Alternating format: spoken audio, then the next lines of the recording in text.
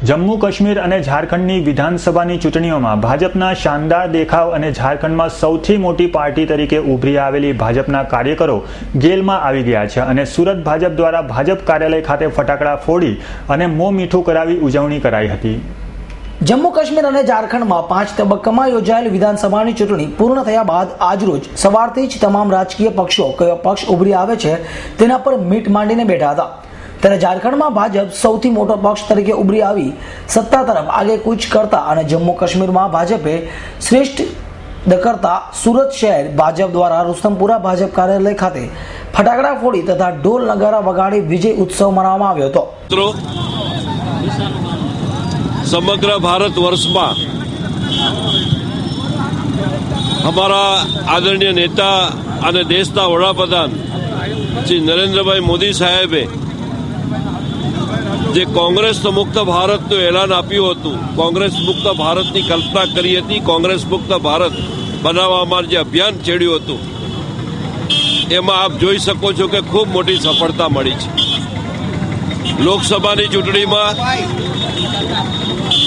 કોંગ્રેસ કુલ સીટના 10% seat પણ મેળવી શકી નથી, એટલે વિપક્ષનું સભ્યપદ પણ લોકસભામાં મેળવી શકી નથી। લોકસભાની ચૂંટણી પછી ઘણા બધા રાજ્યોના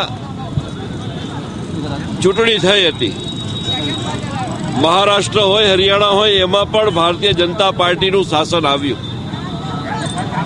આજે ઝારખંડ અને કાશ્મીર, ઝારખંડમાં પણ ભારતીય જનતા પાર્ટીની સત્તા બનવાનું નક્કી થઈ ગયું છે। કાશ્મીર એક એવું રાજ્ય છે કે આ રાજ્ય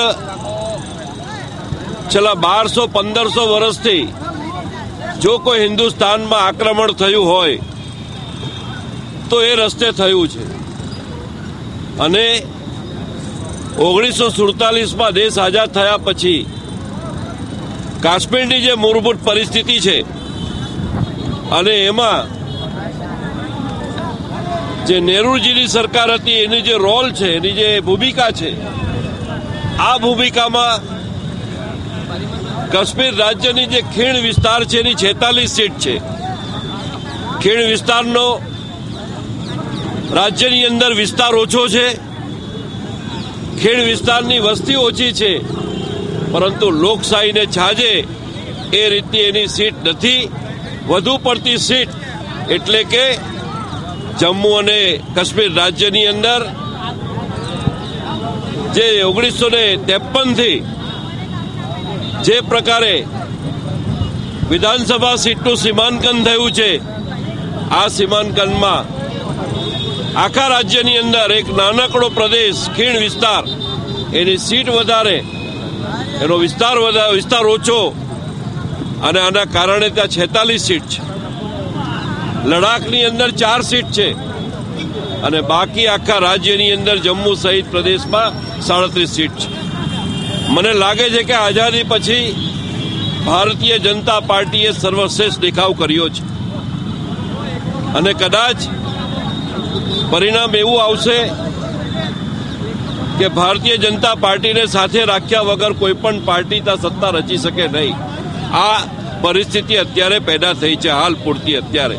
કદાચ નજીકના કલાકોમાં કે દિવસોમાં બદલાય ખરી, પણ આ એક મોટી જીત છે અને આ જીતના કારણે આ એક સરહદી રાજ્ય છે। આ સરહદી રાજ્યમાં ચીન, પાકિસ્તાન, અફઘાનિસ્તાન, કઝાકિસ્તાન, તિબેટ આ બધા પ્રદેશ આવેલા છે, એટલે આ ભૂમિ ઉપર ભારતીય જનતા પાર્ટી એક રાષ્ટ્રવાદી પાર્ટી તરીકે, એક દેશભક્ત પાર્ટી તરીકે આ વિસ્તારમાં આવનારા દિવસોમાં પ્રતિનિધિ કરીને કાશ્મીર અને જમ્મુ રાજ્યને આખો આપણા તમામ સરહદી પ્રાંત જોડે જે પ્રમાણે ત્યાંની પરિસ્થિતિ જે આપ વાકેફ છો, તો એમાં પણ ખૂબ મોટી સફળતા મળશે એવી અમને આશા છે। અને ભારતીય જનતા પાર્ટીની આ આખા દેશમાં એક પછી એક રાજ્યમાં જે વિકાસની, જે જીતની આગેકૂચ થાય છે, એમાં ભારતીય જનતા પાર્ટીના તમામ નેતાઓને પણ અભિનંદન આપું છું। આદરણીય નરેન્દ્રભાઈ મોદી અને ટીમ અને આદરણીય અમિતભાઈ શાહ સંગઠનની એમની ટીમ, આ બધા અભિનંદનને પાત્ર છે। સુરત ભાજપ દ્વારા હર્ષોલ્લાસ સાથે એક તરફ ઉજવણી કરાઈ તો બીજી તરફ કોંગ્રેસીઓના ફરી મોઢા પડી ગયા હતા. Bureau report S9 news Surat.